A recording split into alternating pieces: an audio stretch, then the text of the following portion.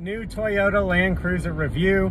If it's dark, there we go, it's because the sun's going down. We were just riding the stand-up jet skis, and I got back in this thing. It's starting to rain, the sun's going down, and it just kind of hit me that this car feels great. It feels like an old worn-in pair of shoes, and I mean that in the best way. It's comfortable, it's relaxing, but it's also an enjoyable experience. It's everything that Toyota 4x4s are, with the addition of a hybrid, which is largely not been asked for, but we also don't have an option not to get it. So that's what I'm stuck here. I'm confused. I don't know how to describe this car, because let's talk about what it is. It's 4-cylinder turbo hybrid. The hybrid is not necessarily for great gas mileage. I think I'm getting like low 20s, 21, 22. What the hybrid is for is injecting some power, and it makes this thing drive really well. Okay, look, I don't like hybrids. I have a bias against hybrids. So trying to eliminate that, this Land Cruiser is pleasant to drive. It's got more than enough, it's got enough power, I'll say that. Hang on one second. I've driven it to Florida now, and I've towed with it. I've kind of put it through its paces. I've had it off-road, and it's great. It's a versatile, comfortable, awesome car. I love the fact that this one is kind of bare bones. I find that appealing. What I don't find appealing is it's bare bones at a premium price. They need to get that in check. They're losing the plot there. They're giving us half of what we want, which there is a market for analog, but not at $57,000, which is what this is. But getting back to the hybrid thing, I think what a lot of us are hung up on, again, taking my bias out of it, it's not a bad setup. But when I buy a car, as a car enthusiast, especially a Toyota, I'm expecting it to last 20 plus years.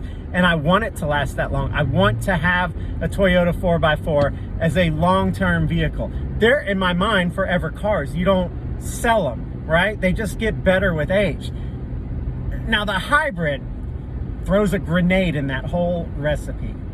And I don't want to project negativity. Toyota has come a long way with hybrids, but we also know that a gas-powered Toyota 4x4 of yesteryear is gonna outlast us all. We don't know that this hybrid Land Cruiser is gonna outlast us all. So we took a sure thing and we made it unsure. And I think that's why a lot of Toyota fans are unsure, especially when they make a Lexus GX, which we have. My wife has one, and it's got a V6 twin turbo, which also gets some hate because they took the V8 out of it. But let's be honest, the V8 was a slug. The V6 twin turbo, it's a brute.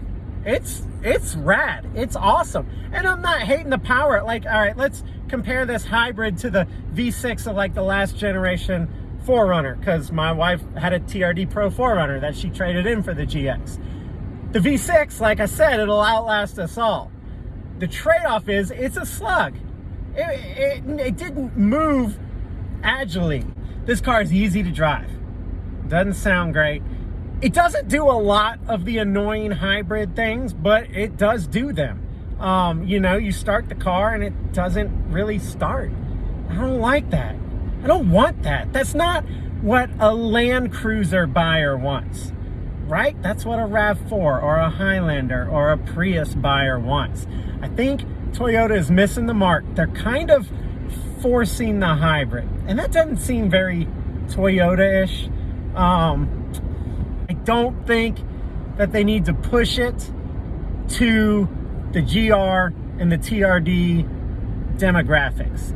I've heard that, you know, the components are better in the GX versus the Land Cruiser. Axles are stronger. This hybrid has a bar that runs kind of right here, right where I'm sitting, underneath, and it takes ground clearance away at a breakover angle point.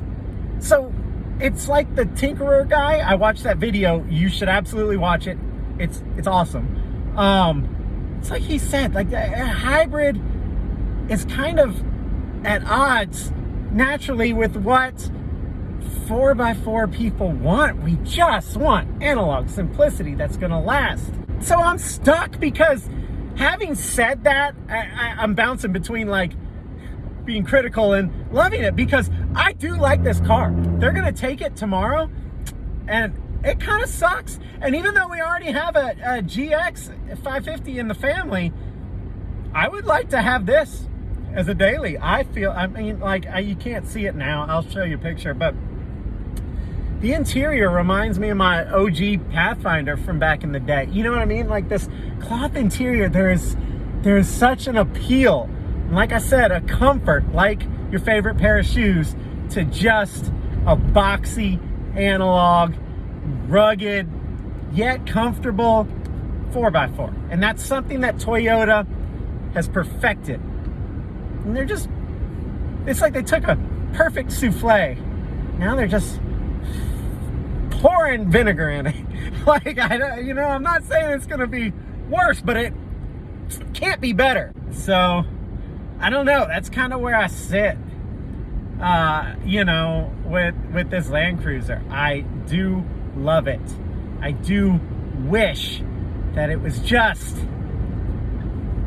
a little bit different. But you know what? Toyota's smarter than me. They're smarter than you too. Sorry. They know what they're doing. Toyota has a history of not being wrong. Toyota is not the type of company to release something unreliable.